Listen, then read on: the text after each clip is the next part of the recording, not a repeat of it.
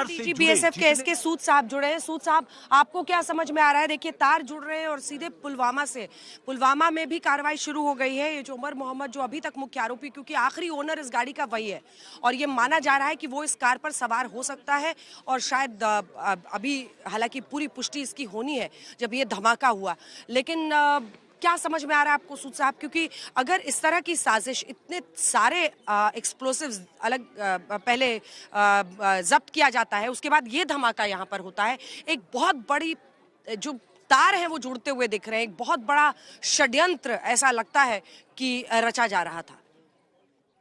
जी, आप बिल्कुल ठीक कह रही हैं कि इस घटना के तार पूरे कश्मीर की मिलिटेंसी से रिलेटेड हैं।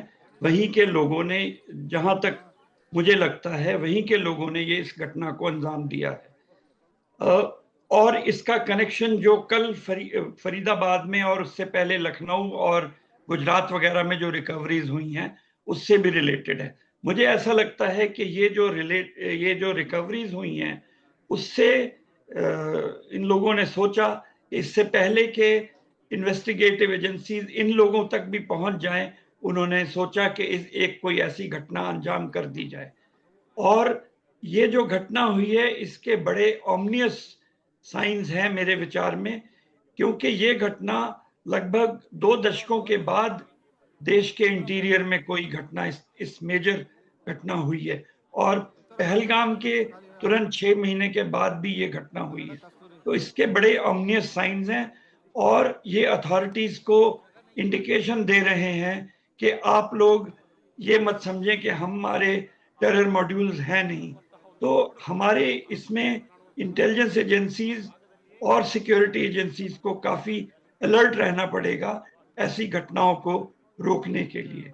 और इसका एक और भी साइन है कि जे.एंड.के की जो सिचुएशन इंटरनेशनली जिसमें ट्रैक्शन खत्म हो रहा था, तो मेरे ख्याल में मिलिटेंट्स का ये भी एक वो रहा होगा कि इसको दोबारा से इंटरनेशनल अटेंशन में लाया जाए। तो ये मेरे सब दिमाग में समझ में आती है।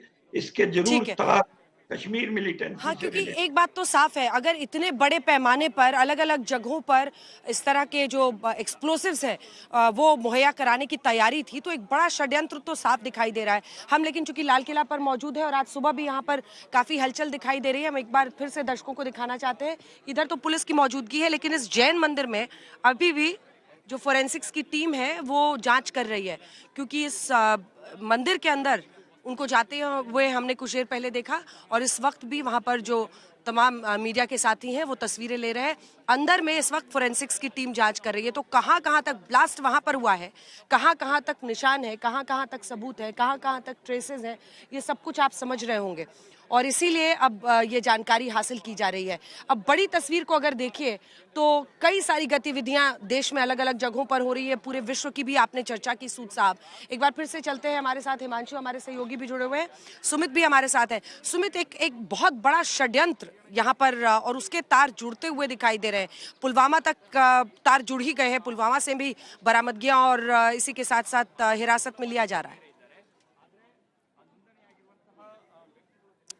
कवलजीत संधू हमारे साथ इस वक्त जुड़ गई है, मुझे बताया जा रहा है। कवलजीत, आपके पास क्या अपडेट है इस पूरी जानकारी को लेकर? जो क्योंकि अब ये मोहम्मद उमर जो है वो अभी तक मुख्य आरोपी दिख रहा है, लेकिन एक बहुत बड़ा षड्यंत्र, जिस तरह का एक्सप्लोसिव बरामद हुआ, जो एक्सप्लोसिव यहाँ पर फटा है, अभी जानकारी पूरी आनी है कि क्या था, लेकिन पुलवामा में भी एक्शन, मोहम्मद उमर के 2 भाइयों को अरेस्ट किया गया है और वहां से भी मोबाइल फोन्स की बरामदगी ली गई है। क्या जानकारी है आपके पास?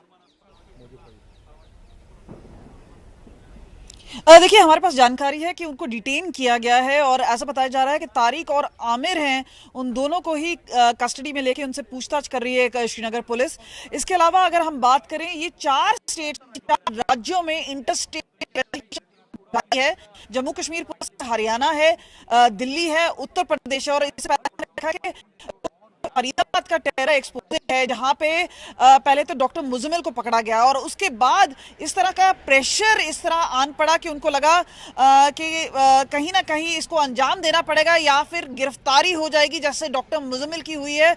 और उस वजह से डॉक्टर उमर मोहम्मद हैं, जिन्होंने वो जो कार है पार्किंग में खड़ी हुई थी, उसके बाद उसको वो लेके गया लाल किला की तरफ। अब ये भी सूत्रों का कहना है कि हो सकता है कि टारगेट कुछ और रहा हो और आईडी के साथ छेड़छाड़ कर रहे हैं, जहां पे एक्सप्लोजन हो गया या उसको कहीं और ठिकाने लगा था। लेकिन जैश ए मोहम्मद का इम्प्रिंट यही सिग्नेचर है, पुलवामा में भी देखा गया था, फोटो है जैश ए मोहम्मद। और यहाँ पे ऐसा लग रहा है कि एक डॉक्टर का समूह था जो कि इंडोक्ट्रिनेट हो गया था, रेडिकलाइज हो गया था और उन्होंने ये ठान लिया कि ऑपरेशन सिंदूर के बाद बदला लेना है।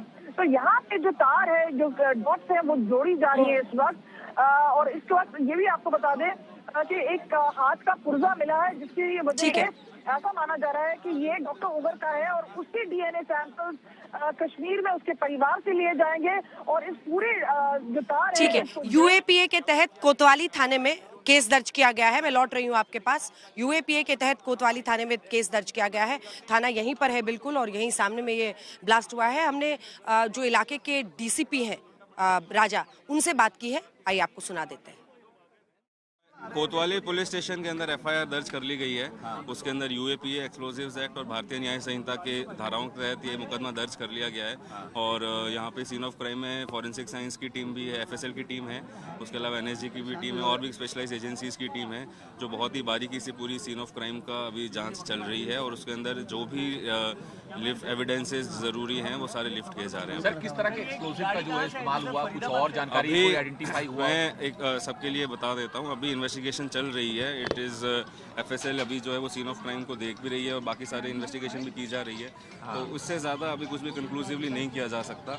जब भी हमारे पास कुछ भी फैक्ट्स आएंगे जो एस्टेब्लिश होंगे, तब उसकी जानकारी यथा समय पे दी जाएगी। गाड़ी के ड्राइवर को आइडेंटिफाई किया गया है?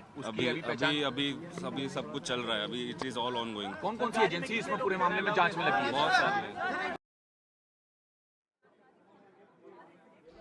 तो आप सुन रहे थे, इस वक्त जो डीसीपी हैं वो जानकारी दे रहे थे। हमने अलग से भी उनसे बातचीत की थी एक्सक्लूसिव।